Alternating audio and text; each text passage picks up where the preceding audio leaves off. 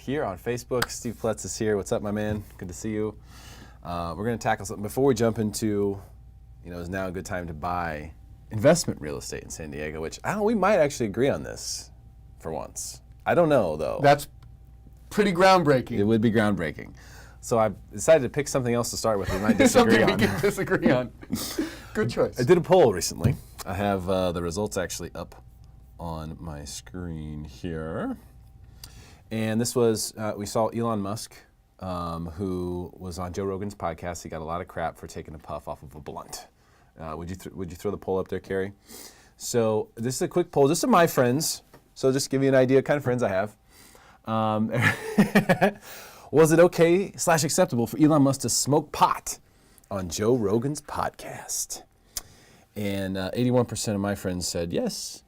19% said no. We had a total of 72 votes, so not that many votes. But I thought this was interesting. So I was just curious, Steve Ploetz, the, model citizen in Vista, California, realtor, now father. Now father. Now yes. father, which is an amazing thing, isn't it? Would you say yes or no to this? So in terms of, and we talked a little bit about this before coming on. No, we didn't. Don't stop lying. He's If it were setting me- you up. He's trying to set me up through you right now. If it were me, for me personally, I would not. But do you think it was acceptable for Elon Musk? I don't think that it's unacceptable for him. Because that's So then my that would mean political. that it is acceptable. That's then. my political way of saying I don't care.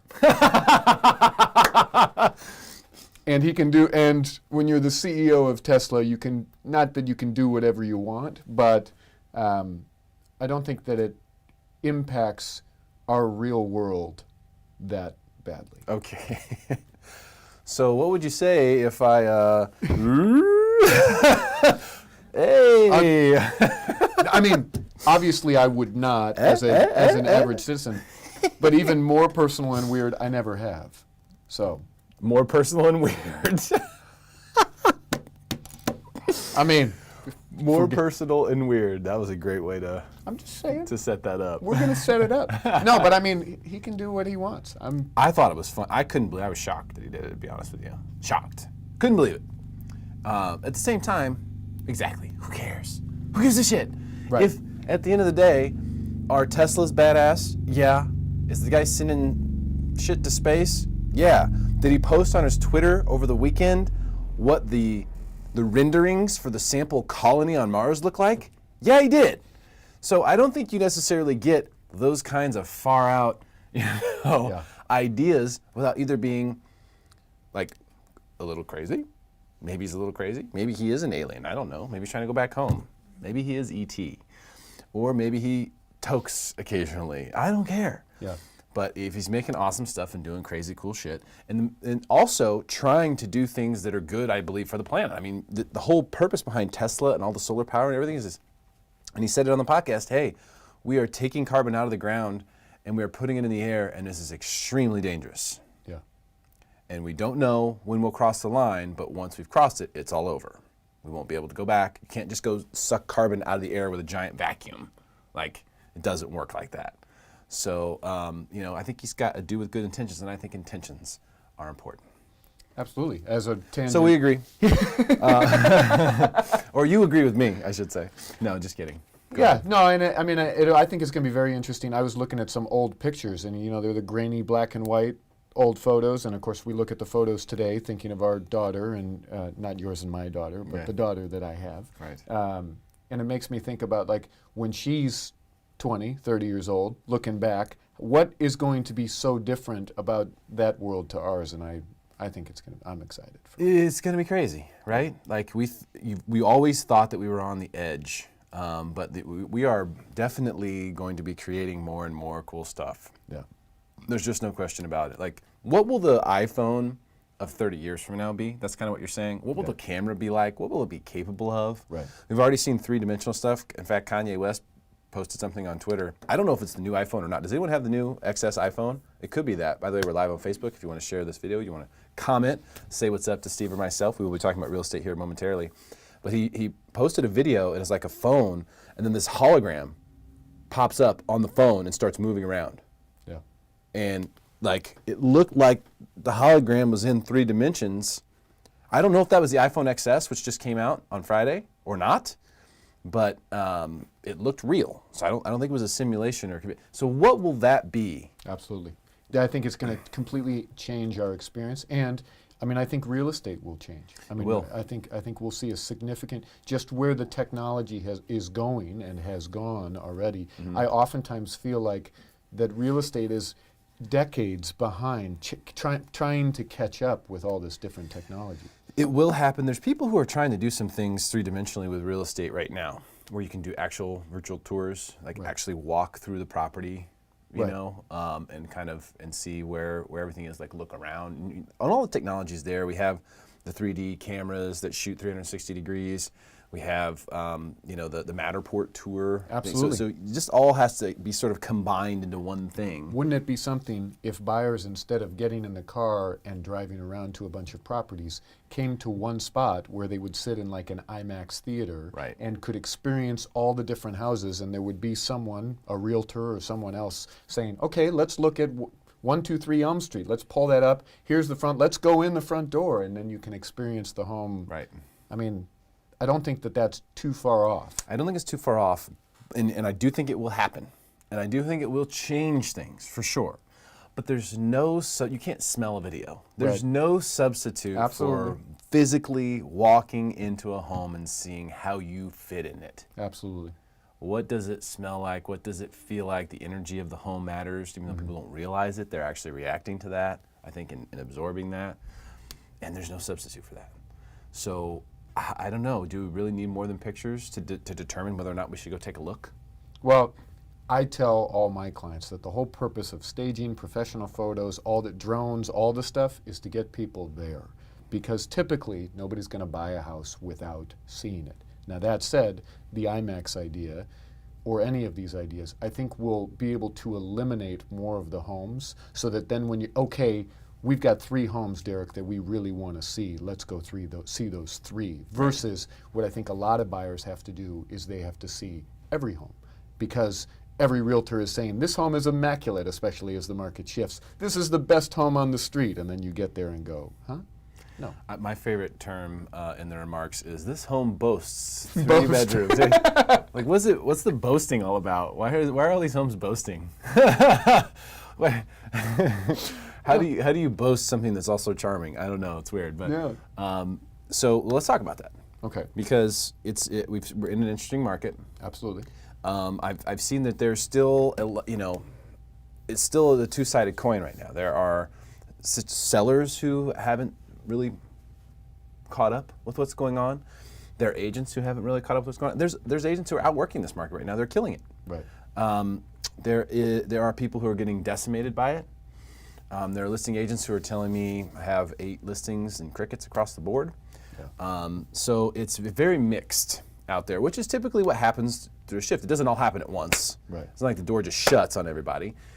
Pockets start popping up, and then all of a sudden, the landscape changes a little bit. Absolutely.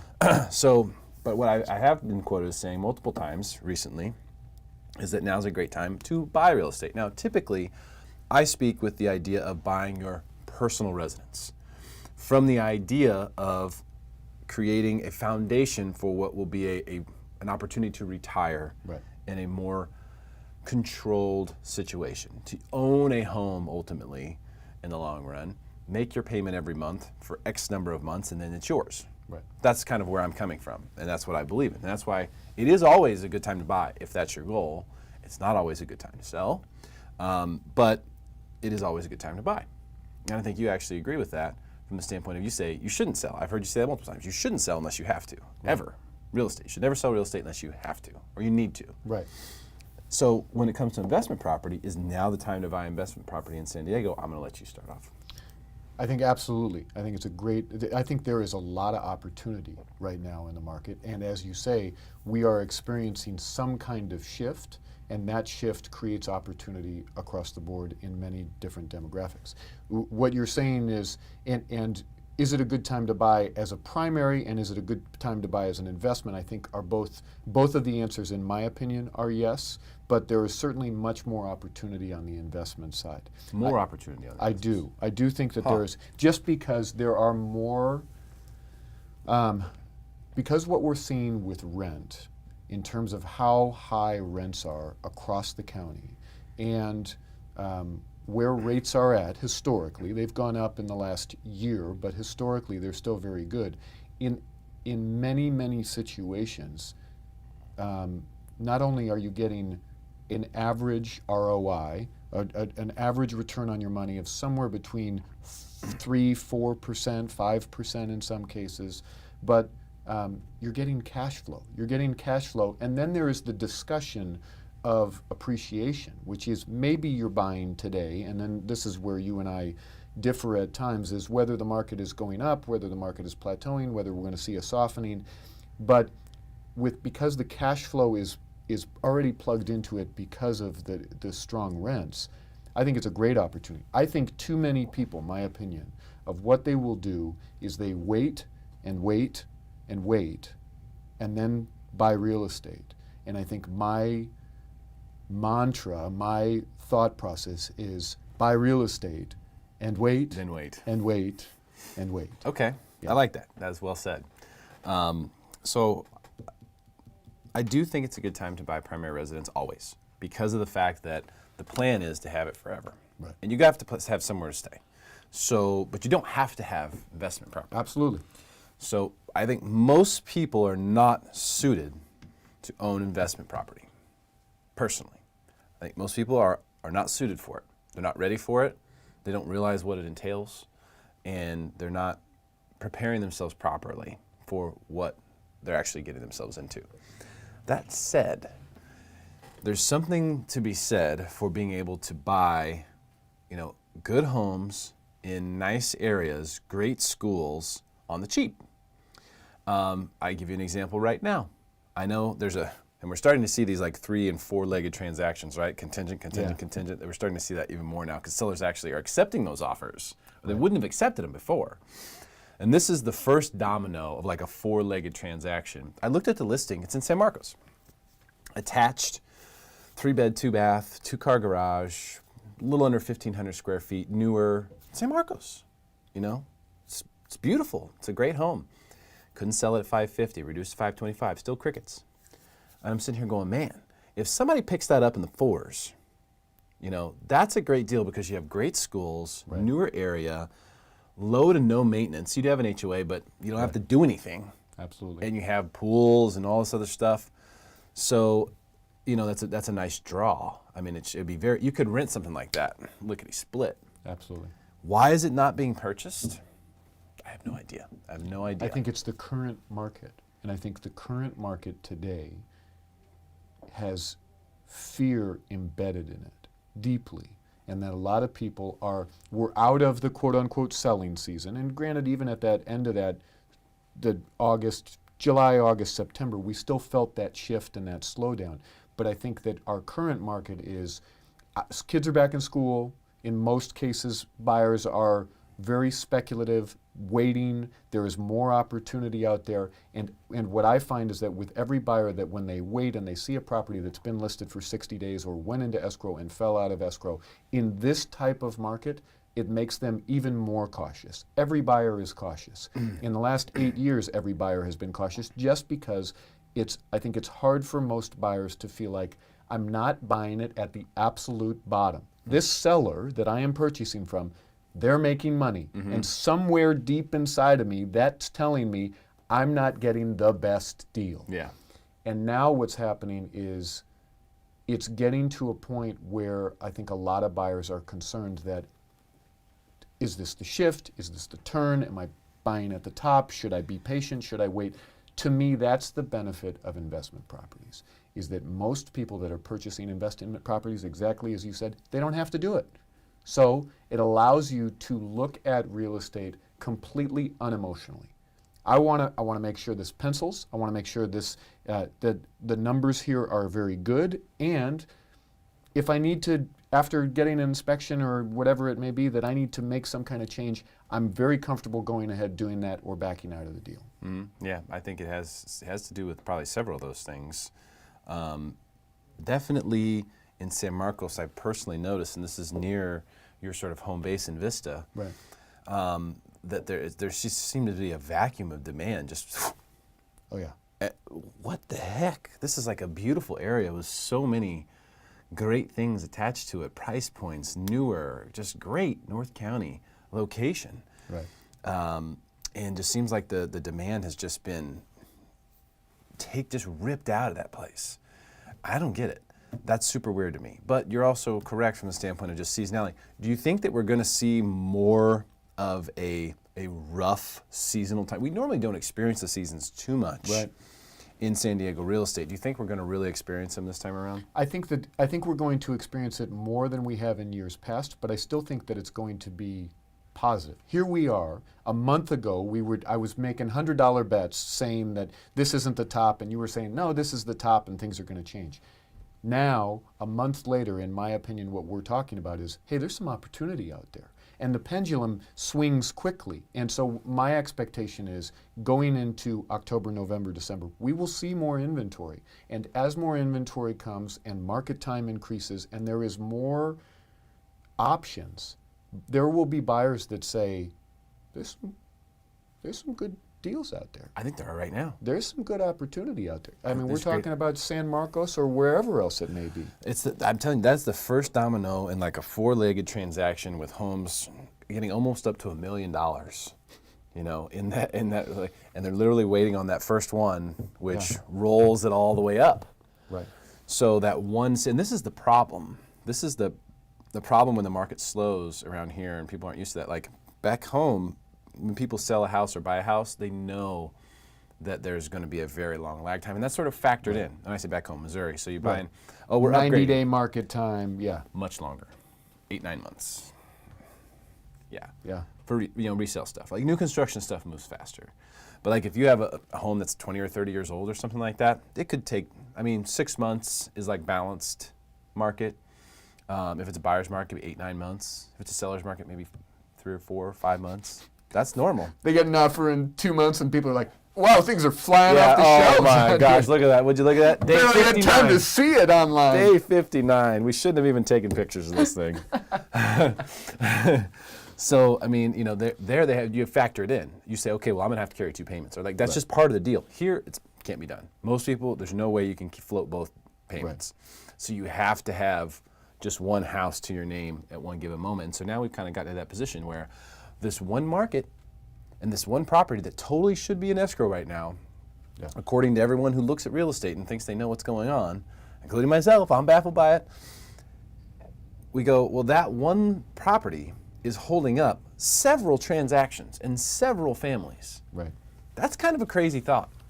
But I also look at it and go, well, gosh, if somebody, that's a pretty motivated situation. Absolutely. You got a lot of people tugging this direction on that road. If you're an investor who's able to purchase that first leg and you're in escrow, not saying that you should bait and switch and renegotiate once in escrow, but if you got a deal and we're in escrow, you could probably, through a request for repairs, get even more because the seller feels like, screw it, let's go. I'm not interested in San Marcos anymore. I want the next property, which is probably for them a $500,000 or $600,000 home. It's in Vista. No, it's like 900. That's the second leg of the 4 legs? Oh, wow. Yeah. Yeah. And then the next one is in Kensington. Yeah. Over $1 million. Yeah. Yeah. And it goes from there. So it's crazy. I know. I'm just saying, like, that's how much one area can affect what's going on. Absolutely. And so that was very interesting to me. I feel like those kinds of homes are also the kind that are perfect to buy if you do want an investment property, where it's very safe. Like you could expect, okay, rents will be very solid here. We're going to be able to attract really nice renters here. Yeah. We're going to have a low maintenance property that shouldn't lose too much value even if the market really gets hit. It should be pretty stable because it has all the nice pillars that you want to see. You know, you're not like you're buying something in an area that might be sketchy now, hoping that it will go up in value. You're not buying it for that. Right. You're buying it for safety, convenience. And this is what I Cash think flow. most investors need to do, is that they need to identify the demographics of their renters early on. San Marcos, probably going to be a family. Or if it's a small condo, maybe they're going to be near Cal State San Marcos, so it's going to be college kids. And each of these demographics brings their own advantages and disadvantages. I mean, obviously, college kids, there are some, we automatically go to the stigma of, well, they're going to destroy the property, which doesn't happen every single time. There's some benefits to them that oftentimes they're co-signing with their parents, so you can count on that money. There's not going to be a situation where they're going to lose a job because they typically don't have a job, or they're working some part-time job. The downsides, I would say, would be they typically want a 9-month lease. They want to rent from September to June, and they don't want to be in the property for those summer months. But I would say in the same way that there's advantages and disadvantages to other demographics. Families, military is a great demographic to rent to, another one where you know that you can count on that money. They're getting their BAH, their housing allowance is coming directly from the government. Single professionals, young professionals, I think what you're talking about is a lot of people need to do is identify what's the demographic that I'm renting to, and then work backwards from there. Speaking of data, so this is actually, I'm going to pull it up here on the computer real quick. This is information from Redfin's migration report, which they put out every year. And what you can see here is the different states that, and I can't really blow it up anymore because it gets off the screen, but these are basically the different states where you're seeing migrations in mass. Now it's just from Redfin, so it's not everyone. This encompasses Redfin users. This is not like across the board data, but it does show you where they're seeing tremendous amounts of migration. People leaving New York and Illinois and New Jersey by leaps and bounds. California also is a falling bubble there. In the center of that graph. So we're seeing exodus from California. And if you look over Tennessee, Florida, Texas, there's other states in there too, but those are ones they really profiled heavily in this article. You're seeing a tremendous amount of people moving into those areas. And they call this the migration to low-tax metros is accelerating as more people look to leave expensive coastal areas. And this is data from the second quarter this year. So this begs the question, if we're talking about investment property, the reason why I specifically said is now the time to buy investment property in San Diego is because there's a lot of people looking at other places. Absolutely. Idaho has come up so much lately, I can't believe everyone's talking about Idaho. I just had clients that moved to Idaho. What the hell's going on in Idaho? Do they have more than potatoes now? And I'll tell you what. First of all, I want to say hello to Jason Blackburn, good childhood friend of mine. Oh, is that right? We're here live, so nice to see you, Jason. What's up, You definitely played some basketball and baseball back in the day. That's cool. But in looking at Idaho, what I will tell you is it's not so cheap in Idaho either. Good, wonderful people. They sold in Vista and moved to Idaho, and we were looking through properties in Idaho, and they showed me the property that they were interested in purchasing. It's not like everybody thinks, oh, it's $300,000-$400,000. They were looking at a place at $700,000. Seriously? Yeah. I mean, it was beautiful. Better be. Those, and I don't even want to say Idaho as an emerging market, and certainly I am no expert on the Idaho real estate. That's one of those market. things where people like hear that the taxes are lower in Idaho, and then they just go way out of whack with like, they're like, well, the taxes are cheaper, honey. Let's just go crazy with it. Yeah, and it's, I mean, I would say across the board at places that you look at. I met a gentleman this morning. He's moving to Ohio. And he said, and I said, not like it's so cheap there. And he said, it's more affordable and the cost of living is better. But certain neighborhoods, it's still real expensive. Yeah. I was in Missouri over the weekend and seeing family, doing some business. It was really good to chat with everybody. The market in St. Louis is still on fire. They haven't experienced this yet. And my first thought was, that's because you guys are lagging the market. Like, California's leading.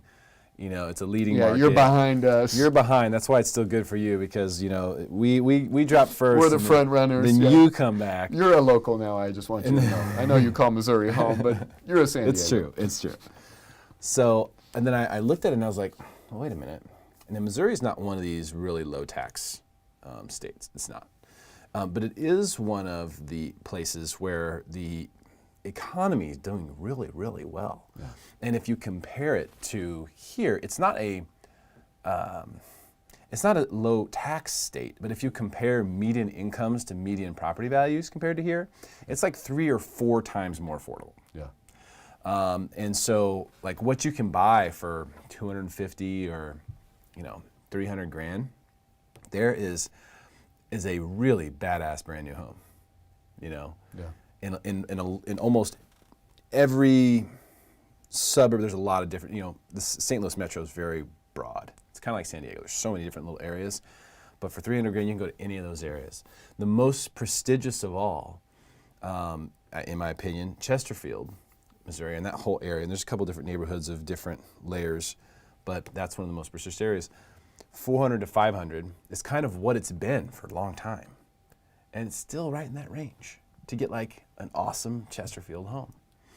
And so I looked at that and I was like, well, maybe they're not lagging us. Maybe they just have something totally different to offer here. Maybe what's happening, and as we showed in that migration report, is that people are going to different places for different reasons. Maybe it's not all the same reason. Maybe, Redfin's identifying as low tax states versus high tax states, but maybe that's not what it is.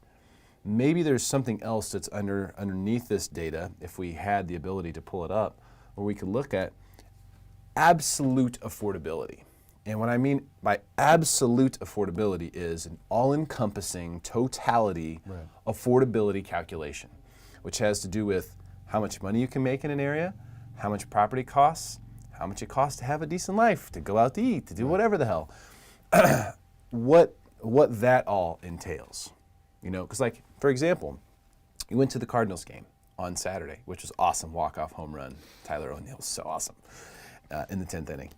And we went there, and they had a giveaway. Normal thing, you go to a ball game. It was a sweatshirt. This sweatshirt was awesome. Usually those giveaways are garbage, right?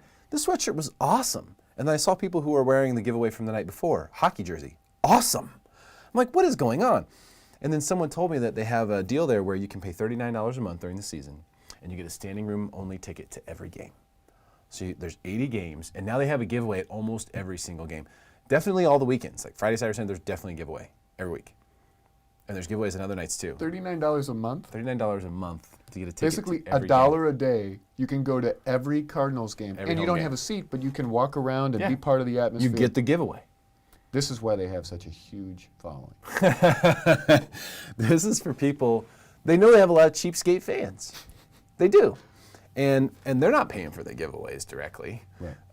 They have sponsors for those. But anyway, I looked at it and I was like, man, they would just never do anything like that in San Diego. And in San Diego, the Padres desperately need to figure out a way to get more people into that stadium. But it's just a different mindset there. There's more value in everything. There's less of an ask. Right. There's more of a give. And that's sort of a macro feeling, but it's a reality too. I mean, you look at buying investment property, I'm looking around, I'm going, gosh, they're building this mixed-use building right next to the ballpark, which is owned by the Cardinals. They're building that, and it's right next to Ballpark Village, which is where all these shops are, like pre-game type places, really, really cool. And I'm like, okay, I wonder what this is. Luxury rentals. And like the most expensive ones are like $2,500 a month. Like penthouse, crazy stuff. So there's just more value. So could we really get an overall, complete affordability calculation done here? I mean, it would be very difficult to do, but you could do it. It could be done. And I think if we were able to do that, we would be able to look at these states and go, what people are fleeing to isn't just low tax states. Yeah, I agree. They're not just fleeing from high tax states. I think they're fleeing to what they perceive to be the highest financial quality of life states. Opportunity. Yeah. And that's where you had like wages in St. Louis Metro are actually very comparable to San Diego. Yeah. And you're talking about a very prestigious community being $400,000 to $500,000. Right. In Chesterfield. That's right. Now that's established old money. That's the old money community. If you have a $700,000 or $800,000 house in that community, you're at the top of the market. There isn't much. Is it time? Already? Gosh, how'd that happen? So I wanted to go over that because people are looking at other markets. What do you think about people buying investment property who live in San Diego outside. I'll of give you San the Diego. short version. I think there's a lot of things to think about. Number one is you don't have the ability in order to manage it yourself. And so what you're going to need is you're going to need a local professional that's going to be able to know not only on the purchasing side to determine a good value, but also when it comes time to managing it. The reason that I like rentals in San Diego is that I feel like I can manage them. I can go see them myself. I can drive by. I can collect rent. I can physically be there. And it allows me to know quicker if there's something going on. When it's not your own money, property managers, as you know, there's some excellent ones and there's some bad ones, and they make money in quantity. And so therefore, if it's kind of, it tends to be, in my opinion, if I don't hear about a problem, then I'm not checking. Mm-hmm. And so the short answer is, I think there's some great opportunity in the same way that most financial advisors will recommend diversification. I certainly agree with diversification within rentals outside of, in different markets. You don't want to have everything in a single market because if things change, as we're talking about, the St. Louis market is different than the San Diego market. Even though prices are not comparable but similar, that market doesn't seem to be slowing down. Yeah. So I'm all for it and just need to be wise. Okay, so do it wisely, and it's always really important to use a neighborhood expert when you buy a home in a certain area. You want to know, hey, north of this street or whatever, the little quirks are like, hey, no one wants to be on that side of the highway, or exactly. Everyone wants to be in this school district, which in this area means you need to be over here. Right. So you need to talk to the local expert to figure that out when you're buying a property. Like, what are the downsides? What are the upsides? What's the sweet spot? And also pricing out, what's a rental survey on this thing look like? What am I going to actually be able to get in rent? Yeah, what's vacancy like? All of that. Yeah, you need to know what you're up against once you do go on the market as a rental. Absolutely. What's available out there. So I do think that's super important, but I also think it's something that might make sense. If you own a home here, your primary residence, which is my hope for everyone, you own your primary residence here and you want to buy investment property, I would actually highly consider looking at other markets. Absolutely. To somewhat diversify yourself. And I've never been a huge fan of being a landlord by distance. I have never been a huge fan of it. But in this particular circumstance right now, I think it might make sense to not have all of your eggs in the San Diego real estate basket if you own your own home here. Go ahead and look at some of these other emerging markets. There's markets that are just running away right now. Absolutely. Just going crazy. And there's nothing in sight that's going to stop that. I love that migration report. Shows simply where are people going. Yeah, that's important to know. Yeah, whether or not, as to your point, whether it's a good reason, a bad reason, that's where they're going. Yeah. And a smart investor, I think, gets ahead of that. Yep, you go there. All right, Steve Ploetz, again, thank you so much for coming in today and agreeing with me on everything. We'll save the wallet shame for next time. Hey, share this video. Make your friends smarter than everyone else. We need your help to do that because we don't want stupid people running around San Diego, do we? It's already enough. Share this video. We'll see you next time.